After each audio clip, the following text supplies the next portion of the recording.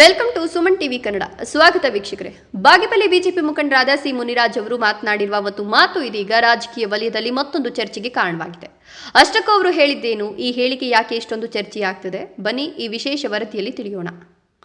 ಚಿಕ್ಕಬಳ್ಳಾಪುರದಲ್ಲಿ ಕಾಂಗ್ರೆಸ್ ಸರ್ಕಾರದ ವಿರುದ್ಧ ಬಿಜೆಪಿ ವತಿಯಿಂದ ನಡೆದ ಪ್ರತಿಭಟನೆಯ ಸಂದರ್ಭದಲ್ಲಿ ಸಿ ಮುನಿರಾಜ್ ಅವರು ಬಾಗೇಪಲ್ಲಿ ಕ್ಷೇತ್ರದ ಶಾಸಕ ಎಸ್ಎನ್ ಸುಬ್ಬಾರೆಡ್ಡಿ ಅವರ ವಿರುದ್ಧ ಹಲವು ಆರೋಪಗಳನ್ನು ಮಾಡಿದ್ದಾರೆ. ಭೂ ಕಬಳಿಕೆ ಸೇರಿದಂತೆ ವಿವಿಧ ವಿಚಾರಗಳನ್ನು ಪ್ರಸ್ತಾಪಿಸಿದ ಸಿ ಮುನಿರಾಜ್ ಅವರು ಒಬ್ಬ ಶಾಸಕನಾಗಿ ಸುಬ್ಬಾರೆಡ್ಡಿ ಅವರು ಎಷ್ಟು ಅಭಿವೃದ್ಧಿ ಮಾಡಿದ್ದಾರೆ, ಜನರ ಸಮಸ್ಯೆಗಳಿಗೆ ಎಷ್ಟು ಸ್ಪಂದಿಸಿದ್ದಾರೆ ಎನ್ನುವ ಪ್ರಶ್ನೆಗಳನ್ನು ಎತ್ತಿದ್ದಾರೆ. ಅಷ್ಟೇ ಅಲ್ಲದೆ ಶಾಸಕ ಸುಬ್ಬಾರೆಡ್ಡಿ ಅವರ ಆಸ್ತಿ ಮತ್ತು ಸಂಪಾದನೆ ಕುರಿತು ಸಿ ಮುನಿರಾಜ್ ಅವರು ಮಾಡಿರುವ ಆರೋಪಗಳು ಇದೀಗ ರಾಜಕೀಯ ವಲಯದಲ್ಲಿ ಚರ್ಚೆಗೆ ಗ್ರಾಸವಾಗಿವೆ.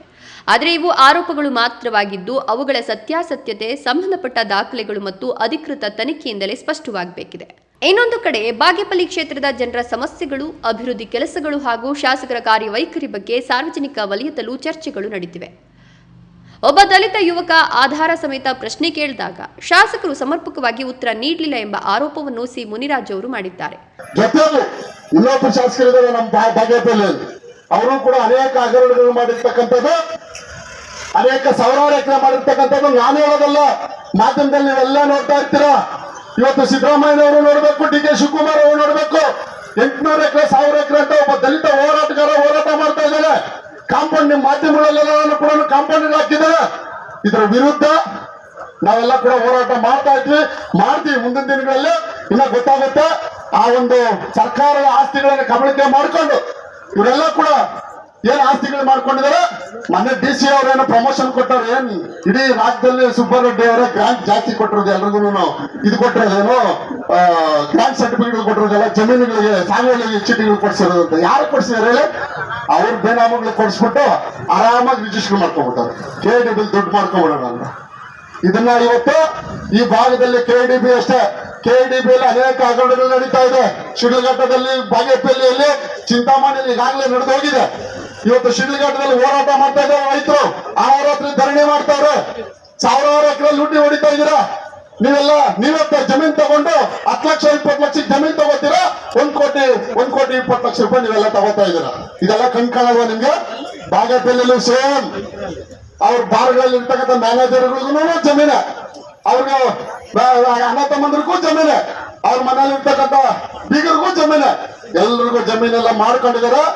ಅನೇಕ ಏನು ಇವತ್ತು 20 ಲಕ್ಷ 30 ಲಕ್ಷಕ್ಕೆ 10 ಲಕ್ಷಕ್ಕೆಲ್ಲ ತಗೊಂಡು ಇವತ್ತು ರಾಜಾರೋಷವಾಗಿ KDBಲಿ 1 ಕೋಟಿ 20 ಲಕ್ಷ ಫಿಕ್ಸ್ ಮಾಡ್ಕೊಂಡ್ಬಿಟ್ಟು ಆ ರೈತರ ಯಾರಾದ್ರೆ 10 ಲಕ್ಷ ಫಿಕ್ಸ್ ಅಂತೆ. ಮೊನ್ನೆ ತಾನೇ ಗೊತ್ತಾಯ್ತು ನನಗೆ, ಯಾರೋ ಪಾಪ ಕ್ರಷರ್ ಮಾಲೀಕರು ಹೇಳಿದ್ರು, ಒಂದು ತಿಂಗಳಿಗೆ 150 ಟನ್ ಕೊಡ್ಬೇಕಂತ ಅವ್ರಿಗೆ. ನೋಡಿ ಎಂತ ಗತಿ ಬಂತು ಈ ಸರ್ಕಾರ ಬಂದು, ಕಾಂಗ್ರೆಸ್ ಸರ್ಕಾರ. ಪಾಪ ಕೆಲವರೆಲ್ಲ ದುಡ್ಡು ಹಾಕಿ ಏನೋ ಬಿಸ್ನೆಸ್ ಮಾಡಿ ದೊಡ್ಡ ಮಾಡೋಣ, ಚೆನ್ನಾಗಾಗೋಣ, ಏನು ಕಷ್ಟಪಡೋಣ ಅಂತ ಹೇಳ್ಬಿಟ್ಟು ಏನ್ ಮಾಡ್ತಾ ಇದ್ದಾರೆ. ಈಗಿರ್ತಕ್ಕಂಥ ಡೀಸೆಲ್ ರೇಟಲ್ಲೂ, ಈಗಿರ್ತಕ್ಕಂಥ ಲೇಬರ್ ರೇಟಲ್ಲೂ ಇವೆಲ್ಲ ಸಹಿಸ್ಕೊಂಡು ಸರ್ಕಾರ ಟ್ಯಾಕ್ಸ್ ಕಟ್ಕೊಂಡು ಎಲ್ಲ ಮಾಡ್ತಕ್ಕಂಥ ಸಂದರ್ಭದಲ್ಲಿ ಸಬ್ ಇನ್ಸ್ಪೆಕ್ಟರ್ ಕೈಲಿ, ಸರ್ಕಾರಿ ಇನ್ಸ್ಪೆಕ್ಟರ್ ಕೈಲಿ ಅವ್ರಿಗೆಲ್ಲ ಬ್ಲಾಕ್ ಮೇಲ್ ಮಾಡಿಸಿ 150 ಟನ್ ಒಬ್ಬ ಕ್ರಷರ್ ಮಾಲೀಕ ಕೊಡಬೇಕು ಒಂದು ತಿಂಗಳಿಗೆ ಅಂತ ಬಾಗೇಪಲ್ಲಿ ಫಿಕ್ಸ್ ಆಗಿದೆ. ಇದು ನಿಮ್ಮ ಸರ್ಕಾರ ಮಾಡ್ತಾ ಇರ್ತಕ್ಕಂಥ ಸಾಧನೆ, ನಿಮ್ಮ ಶಾಸಕರನ್ನು ಮಾಡ್ತಾ ಇರ್ತಕ್ಕಂಥ ಸಾಧನೆ, ನಿಮ್ಮ ಸಚಿವರನ್ನು ಮಾಡ್ತಾ ಇರ್ತಕ್ಕಂಥ ಸಾಧನೆ. 3 ಜನ ಕಿತ್ತಾಡ್ಬಿಟ್ಟು ಏನ್ ಮಿನಿಸ್ಟರ್, ನಾನೊಬ್ಬ ಮಿನಿಸ್ಟರ್, ನೀನೊಬ್ಬ ಮಿನಿಸ್ಟರ್ ಅಂತ ಹೇಳ್ಬಿಟ್ಟು ಹಳೆ ಮಿನಿಸ್ಟರ್ ಕೂಡ ಮನೇಲಿ ಮಲ್ಕೊಂಡ್ಬಿಟ್ರು. ಅವರು ಅಷ್ಟೇ ಮುಗೀತು, 3 ಜನ ಕಾಲ ಹೇಳ್ಕೊಂಡ್ಬಿಟ್ರು. ಆ ಕಡೆ ಬ್ಲಾಕ್ ಮೇಲ್ ಗಿರಾಕಿಗಳು ಕೊಟ್ಬಿಟ್ರು. ನಿಮ್ ಯಾವತ್ತೇ ಇಷ್ಟು ಮಾತ್ರ ಇದೆ. ಏನ್ ಎಲ್ಲರೂ ಅದಕ್ಕೆ ಮೊದಲು ನಾನು ಸಚಿವ ಮುಖ್ಯಮಂತ್ರಿನೇ ಆಗ್ಬಿಡ್ತಾರೆ ಅನ್ಕೊಂಡಿದ್ರು ನಾನೇ. ನೀವು ಹೋರಾಟದ ಡೆಲ್ಲಿ ಪ್ರಯಾಣ, ಇಲ್ಲಿ ಜನ ಕಷ್ಟ ನೋಡ್ರಿ ಅಪ್ಪ, ಜನ ಕಷ್ಟ ನೋಡಿ, ಜನರ ಇವತ್ತು ರೈತರ ಕಷ್ಟ ನೋಡಿ, ಆ ರೈತರ ಗೋಳನ್ನ ನಿಮ್ಗೆ ತಗಲುತ್ತೆ. ಇದಂತೂ ತಪ್ಪಿದಲ್ಲ. ನಿಮ್ಮ ಸರ್ಕಾರ ಮಾಡುವಂತ ಇವತ್ತು ಡಿ ಕೆ ಶಿವಕುಮಾರ್ ಅವರು ಬೆಂಗಳೂರಲ್ಲಿ 100 ರೂಪಾಯಿ ಅಡಿಗೆ ತಗೊಂತ ಇದ್ರೆ ಕಾಂಗ್ರೆಸ್ನ ಶಾಸಕರು ಅನೇಕರು ಹೇಳಿದ್ದಾರೆ.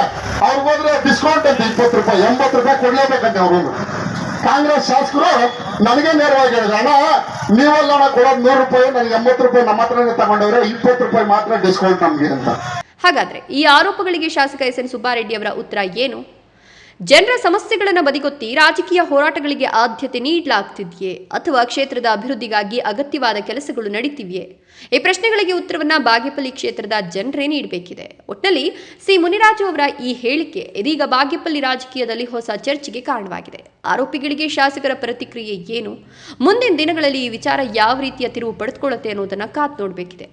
ವೀಕ್ಷಕರೇ, ಸಿ ಮುನಿರಾಜ್ ಅವರು ಮಾತನಾಡಿರುವ ಮಾತುಗಳು ನಿಮಗೆ ಸರಿ ಅನಿಸ್ತದೆಯೇ, ಅಥವಾ ಅವರ ಆರೋಪಗಳಿಗೆ ಶಾಸಕರು ಉತ್ತರ ನೀಡಬೇಕು ಅಂತ ನಿಮ್ಗೆ ಅನಿಸ್ತದೆಯೇ?